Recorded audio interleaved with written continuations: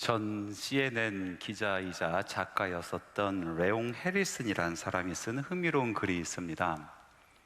지금까지 미국의 역대 대통령들을 모아서 그 중에서 영향력이 있었던 사람들을 추려내고, 그리고 그 사람들의 삶과 그리고 행했던 여러 가지 사역을 분석해 보면서 세 가지 카테고리로 나눠봤습니다. 세 가지 분류로. 첫 번째는 유능한 대통령, 두 번째는 성실한 대통령, 세 번째 행복한 대통령으로 나눠본 것입니다.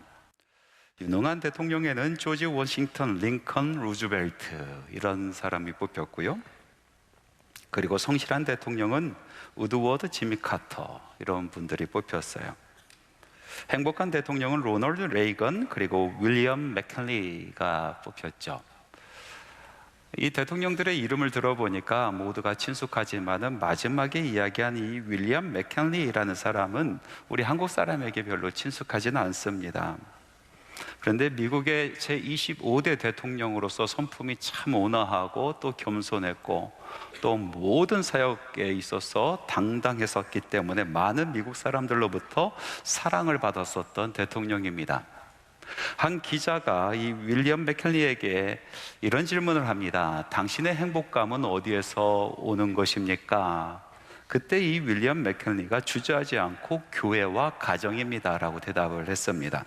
시골교회에서 드렸었던 그 예배, 그리고 이 고향집에서 행복하게 가족들과 함께 나눴었던 그 식탁, 바로 그것이 일생 그로 하여금 힘있게 살아갈 수 있도록 또 행복하게 살아갈 수 있었던 그런 근원이 되었다라는 이야기입니다. 그는 이렇게 반문합니다. 예배를 통하여 하나님을 만나고 식탁에서 가족과 행복한 대화를 나누는 사람이 어떻게 행복하지 않을 수 있겠습니까?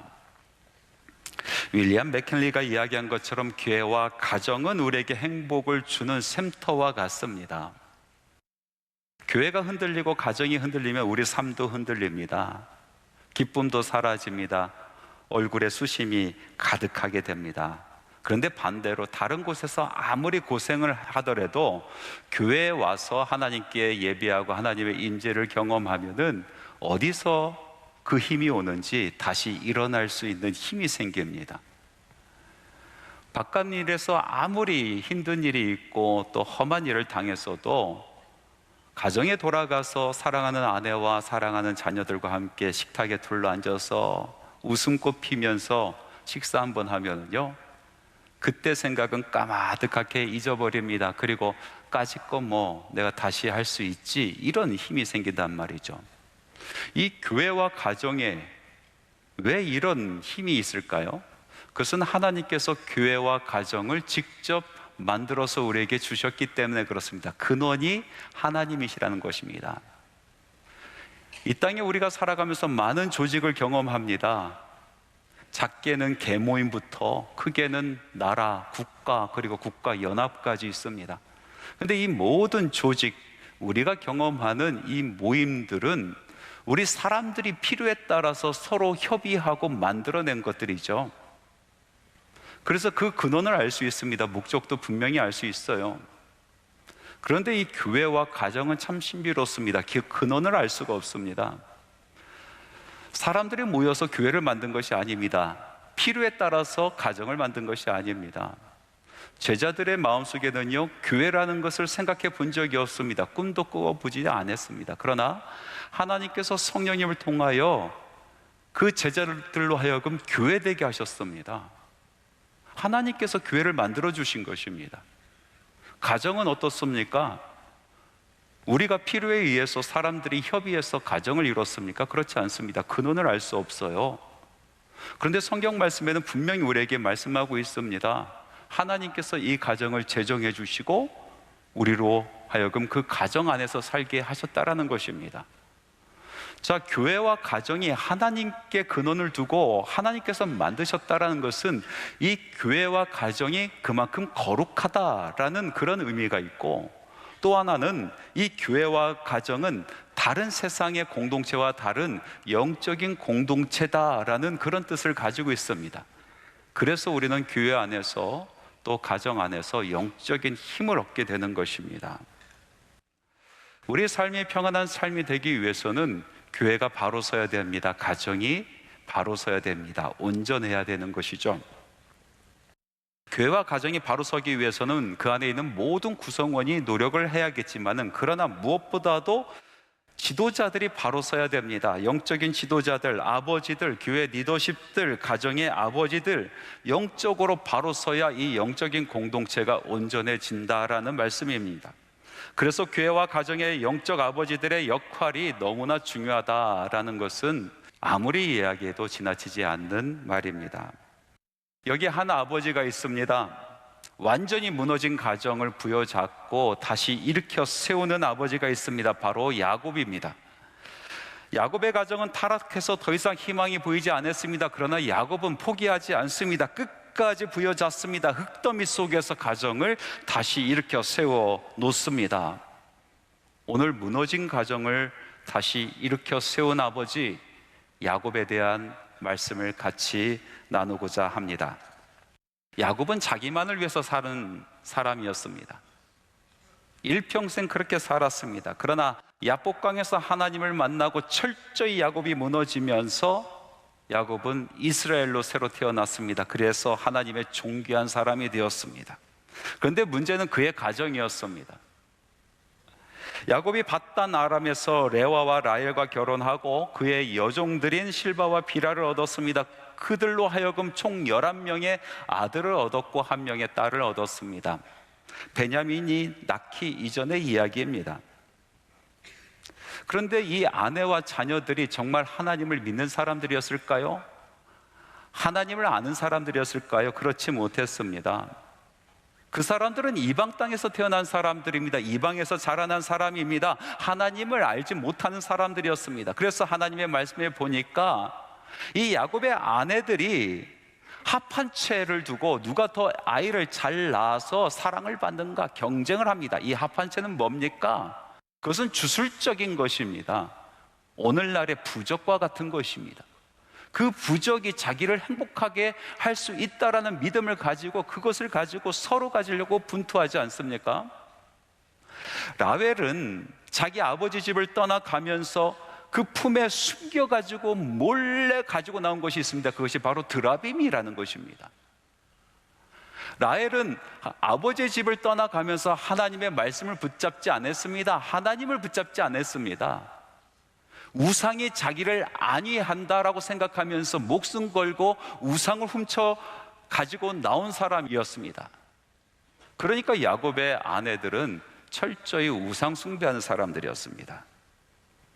야곱의 자녀들은 어땠습니까? 야곱이 자녀를 낳고 이 밧담 아람에서 살 때에 철저히 하나님 없이 살아갔습니다. 하나님 잊어버리고 살아갔어요. 자기 욕심대로 자기 뜻을 이루려고 살아갔습니다. 아버지가 하나님 없이 살아갔는데 그 자녀가 하나님을 알 수 있었겠습니까? 그 자녀들이 어떻게 하나님을 믿을 수 있었겠습니까? 그들은 하나님 알지 못하는 사람이었습니다. 자, 영적으로 눈이 어둡고 영적으로 타락한 것은 반드시 겉으로 드러나기 마련입니다. 결국 야곱의 집안에 큰일이 터지고 마는 것입니다. 어느 날 야곱의 딸 디나가 세겜에 이르러서 세겜에 있는 여자들을 구경하러 나갔다가 그만 그 땅의 주장 히몰의 아들 세겜으로부터 아주 험한 꼴을 당하고 맙니다.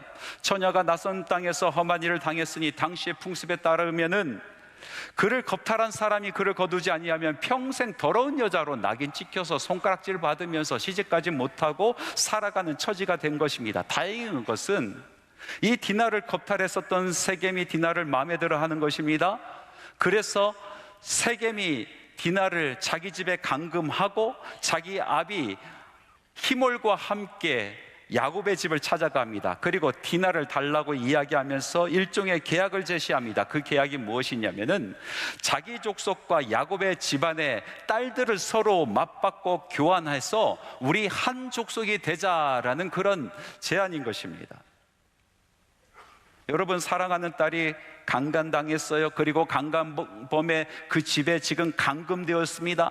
야곱의 집안이 발칵 뒤집혔습니다. 그러나 문제는 여기서 끝나는 것이 아니고 야곱의 아들들이 나서서 세겜의 제안을 덥석 받아 묵니다.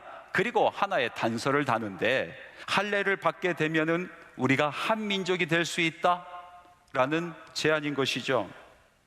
그런데 이 말씀을 가만히 묵상해 보니까 야곱의 아들이 철저하게 영적으로 눈이 멀었구나, 영적으로 타락한 사람들이구나 라는 것을 알 수가 있습니다. 첫 번째로, 지금 야곱의 가족이 왜 가나안 땅으로 모든 것을 포기하고 가고 있습니까? 그것은 하나님의 말씀 때문에 그랬습니다. 하나님의 꿈 때문에 그랬어요. 하나님께서 그들에게 맡긴 소명을 이루기 위해서 지금 가나안 땅으로 가는 것입니다. 가나안이라는 죄악이 아주 흉흉한 그 땅을 하나님의 사람들이 하나님의 땅으로 바꾸게 하기 위해서 하나님께서 크고 원대한 꿈을 꾸셨는데, 그 꿈을 소명으로 받은 이 야곱의 집안이 지금 가나안 땅으로 가고 있는 중이란 말이죠. 그런데 그의 아들들은 이런 개념조차 없습니다. 하나님의 꿈은 안중에도 없습니다. 그들에게는 소명도 없습니다.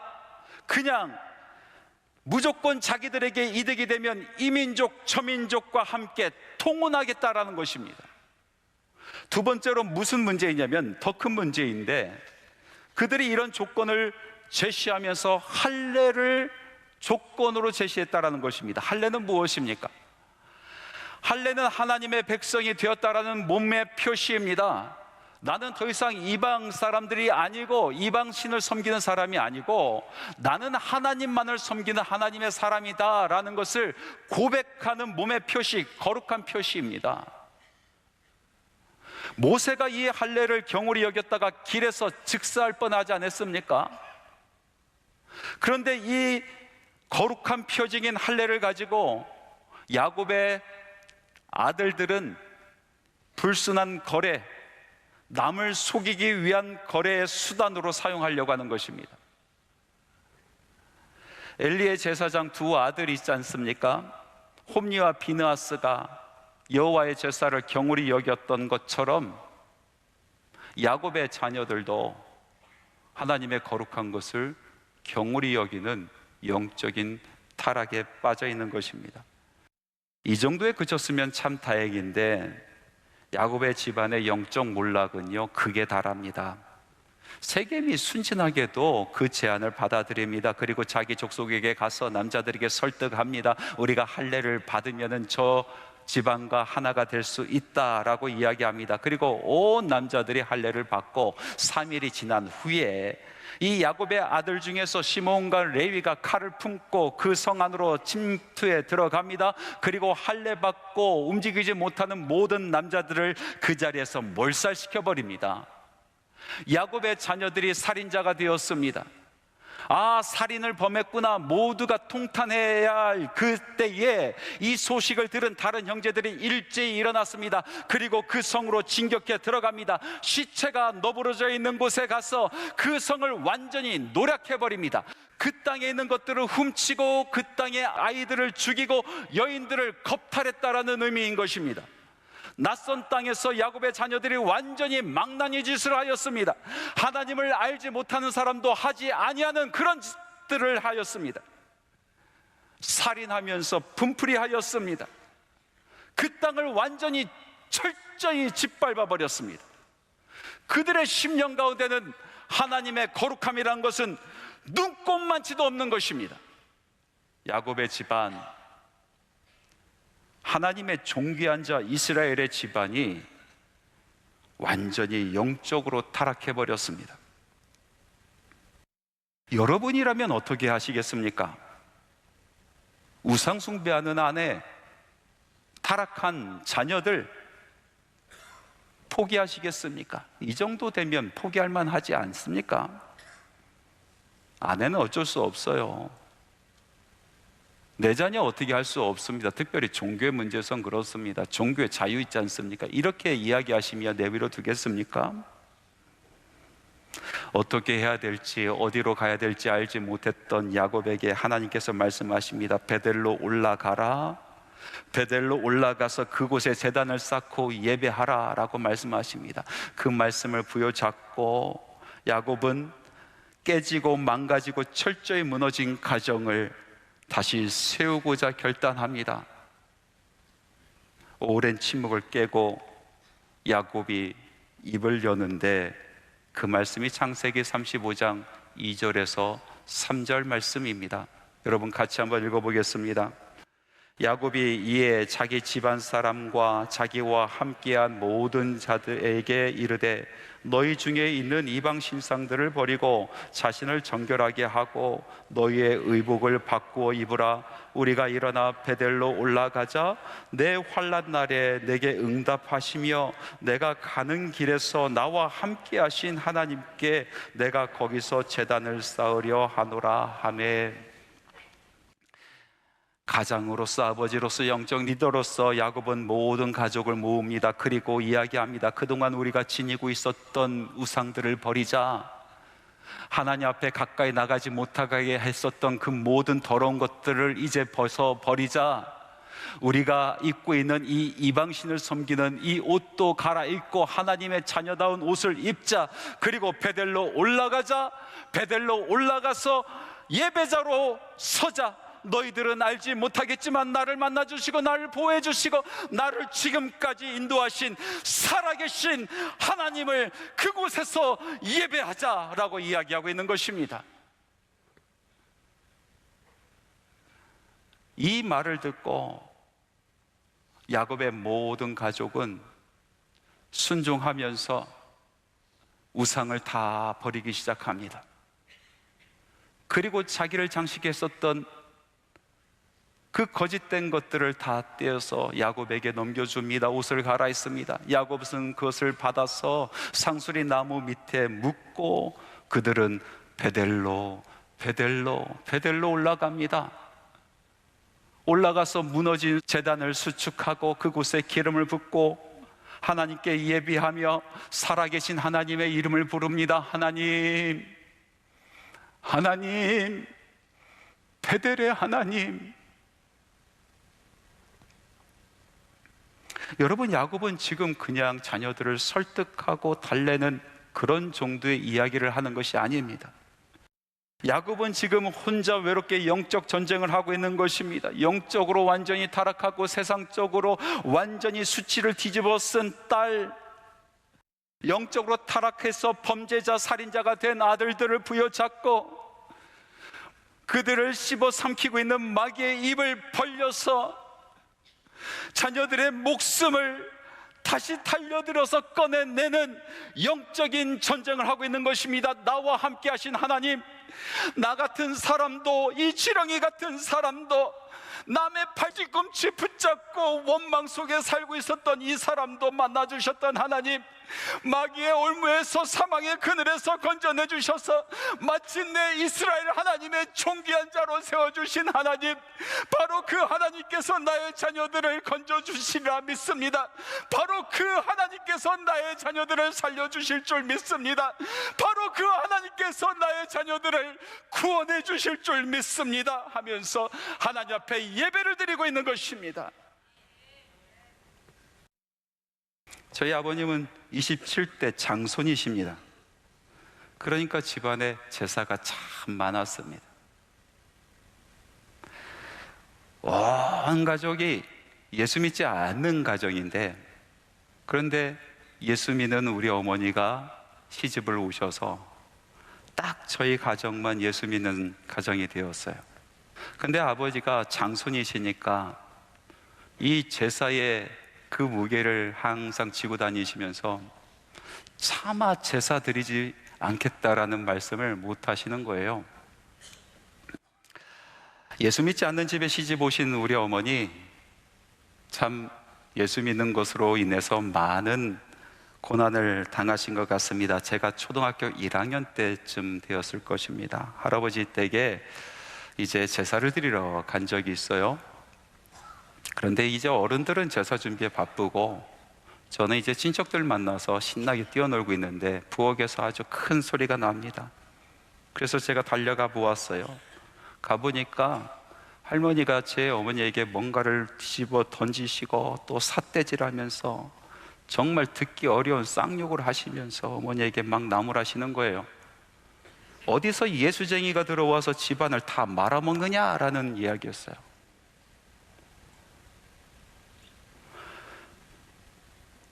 놀란 제 어머니는 눈물을 뚝뚝 흘리면서도 아무 말씀 안 하시고 고개를 푹 숙이셨습니다. 잠시 후에 제가 부엌에 가보았어요. 아무도 없고 저희 어머니만 눈물을 뚝뚝 흘리시면서 산더미처럼 쌓이는 설거지를 혼자 하고 계셨어요. 제가 어머니의 치맛자락을 붙들고 엄마 괜찮아? 엄마 괜찮아? 그랬더니 제 어머니가 눈물을 닦으시면서 저를 보고 환하게 웃으시면서 저를 꼭 끌어안아 주시면서 엄마 괜찮아, 괜찮아, 그렇게 말씀하셨어요. 한 2해가 지나갔을까요? 어느 날 제사를 앞두고 할아버지 댁에 가야 되는 그 시점에서 제 아버지께서 우리 4남매를 다 불러 모으셨습니다. 그리고 이렇게 말씀하셨어요. 우리는 예수 믿는 가정이야. 아빠는 이제 예수님만 섬길래. 이제 제사 가서 절하지 않아도 돼. 그 대신 우리가 제사 지내는 그 방 맨 뒤에 무릎 꿇고 앉자. 그리고 할아버지 위해서, 할머니 위해서, 그리고 다른 가족을 위해서 우리 기도하자. 그렇게 말씀하셨어요. 제 가슴이 쿵쾅쿵쾅 뛰기 시작했습니다. 아, 올 것이 왔구나. 제사가 시작이 됩니다. 장순이신 아버지가 맨 앞에 서 계시다가 뒤로 돌으셨습니다. 그리고 저희 형제들의 손을 꼭 잡고 뒤로 가셨어요. 그리고 무릎을 꿇으셨어요. 저도 아버지 따라서 무릎을 꿇었습니다. 그리고 아버지가 어떤 기도하는가 물끄러미 쳐다봤어요. 아버지는 입을 꼭 다무셨는데 눈에는 눈물이 그렁그렁그렁 맺혀 있었습니다. 저는 그때 깨달았습니다. 예수 믿는다는 것이 무엇인지, 믿음을 갖는다는 것이 무엇인지, 신앙을 지킨다는 것이 무엇인지 그때 알았습니다. 제가 예수 믿고 지금 예수의 사람이 되는 것은 저희 아버지와 어머니가 수마디 말로 너 교회 다녀야 돼, 예수 믿어야 돼 한 그 말이 아니었습니다. 바로 그 순간 나를 꼭 끌어 안으시면서 괜찮아, 엄마 괜찮아 하신 그 말씀, 그 제사의 상황 속에서 무릎 꿇고 눈물 그렁그렁 하시면서 기도하시던 그 아버지의 모습, 그것이 나로 하여금 믿음을 갖게 하였습니다. 예수를 알게 하였습니다. 신앙이 뭔지 알게 하였습니다. 여러분, 그 제사가 어떻게 되었을까? 그 다음 이야기가 어떻게 되었을까? 궁금하시죠? 시간이 없어서 오늘은 하지 못하고 다음에 제가 꼭 해드리겠습니다. 그때까지 참고 꼭 오십시오. 매주 오십시오. 한 남자 집사님과 함께 한 3개월 동안 영성 상담을 진행을 했는데, 그런데 이 남자 집사님이 맨날 만날 때마다 자기 이야기는 하지 않고 자기 아들 이야기, 자기 딸 이야기만 합니다. 1달, 2달, 3달이 다 지나가는데도 자기 이야기를 꺼내놓지 못하고 자기 아들 이야기, 자기 딸 이야기, 걱정 이야기만 가득합니다. 그래서 저는 처음 이분이 자기 자신을 돌아보는 것에 너무 익숙지 못하고 자기 자신을 돌아보는데 두려움이 있구나, 그렇게 생각만 했어요. 그런데 나중에 알게 되었습니다. 아하, 이것이 아버지의 삶이구나. 여러분, 그렇지 않습니까? 아버지들 일평생 퍼주기만 합니다. 일평생 퍼주다가 껍데기만 남았습니다. 자기 인생의 이야기가 없습니다. 자녀들의 이야기로 가득 채웠습니다. 자녀들 꽃 피우게 하기 위해서 인생의 거름이 된 사람, 바로 아버지 아닙니까? 그렇게 모든 것을 헌신하고 모든 것을 퍼주었는데, 그런데 정작 자녀들에게 중요한 것을 주지 않았다면 이것은 문제가 되는 것 아니겠습니까?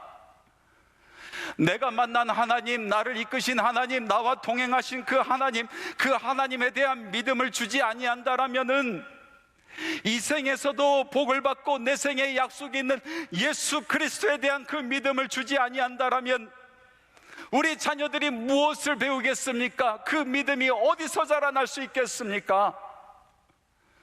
자녀들의 삶 가운데, 그들이 꾸린 가정 가운데 파고 파내면 우상으로 가득하고 그 마음속에 하나님 아닌 다른 생각, 세상의 생각, 온통 더러운 것으로 가득 채워 있는데 이것을 어찌해야 되는 것입니까? 여러분, 오늘 절규하는 아버지 야곱의 소리를 들어보시기 바랍니다. 완전히 쓰러져간 집안, 영적으로 타락한 그 집안, 세상 사람들보다 더 추악해진 이 영적인 가정을 다시 세우고자 하는 야곱의 외로운 이 영적 전투를 한번 보십시오. 사랑하는 아들아, 사랑하는 딸들아, 사랑하는 아내여, 이방 신상을 버리자. 더러운 것들 벗어버리자. 우리 함께 베델로 올라가자. 나와 함께 하시고 나를 지켜주신, 나를 만나주신 하나님을 만나 그곳에서 예배하자. 이것은 영적으로 무너진 집안을 일으켜 세우려고 하는 아버지의 절규인 것입니다. 사탄 마귀가 잡아가고 있는 사랑하는 자녀들을 부여잡고 그들을 구원하고자 하는 아버지의 두 혼인 것입니다. 하나님 살려주옵소서. 하나님 구원하여 주옵소서. 하나님 앞에 예배하며 통탄해야 하는 아버지의 절규입니다. 말씀을 맺겠습니다. 저는 말씀을 준비하고 읽으면서 이 야곱의 마음이 어땠을까 생각을 해보았습니다. 얼마나 절박했을까, 얼마나 간절했을까, 얼마나 두려웠을까. 그런데 야곱은 하나님 말씀 부여잡고, 그래, 올라가자, 올라가자, 외롭게 영적 싸움을 하기 시작합니다. 그런데 놀랍게도 오늘 말씀에 보니까 그런 야곱을 하나님께서 혼자 두지 아니하십니다. 하나님께서 일하시기 시작합니다. 그 말씀이 창세기 35장 5절 말씀입니다. 우리 같이 한번 읽어봅시다. 그들이 떠났으나 하나님이 그 사명 골들로 크게 두려워하게 하였으므로 야곱의 아들들을 추격하는 자가 없었더라. 하나님께서 막으셨습니다. 하나님께서 지켜주셨습니다. 하나님께서 그 믿음의 가정을 살 수 있게 길을 열어주셨습니다. 사랑하는 성도 여러분, 믿음의 아버지들이여, 포기하지 마시기 바랍니다. 왜 하나님께서 여러분의 자녀를 포기하지 아니하셨는데, 왜 하나님께서 여러분의 자녀들을 버리지 아니하셨는데 왜 아버지가 포기합니까? 아버지는 포기하지 않습니다. 아버지는 자녀들을 결단코 포기하지 않습니다. 기도의 끈을 놓지 마시기 바랍니다. 예배자로 서는 것을 두려워하지 마시기 바랍니다. 믿음의 길을 걷는 것을 주저하지 마시기 바랍니다. 자녀들은 반드시 돌아옵니다. 기도하며 기다릴 때 자녀들은 돌아옵니다. 우리 자녀 중에서 요셉이 날 것입니다. 나라를 다스리고 세계를 경영할 사람들이 나올 것입니다. 우리들 자녀 가운데 유다가 나올 것입니다. 유다의 사자가 나올 것입니다. 믿음의 사람들이 나올 것입니다. 무백성이 주께로 돌아오는 놀라운 사건을 일으키는 사자들이 나올 것입니다. 사랑하는 아버지들이여, 영적 리더들이여, 포기하지 마십시오. 기도의 자리를 포기하지 마십시오. 예배의 자리를 포기하지 마십시오. 믿음의 길을 걷는 것을 포기하지 마십시오.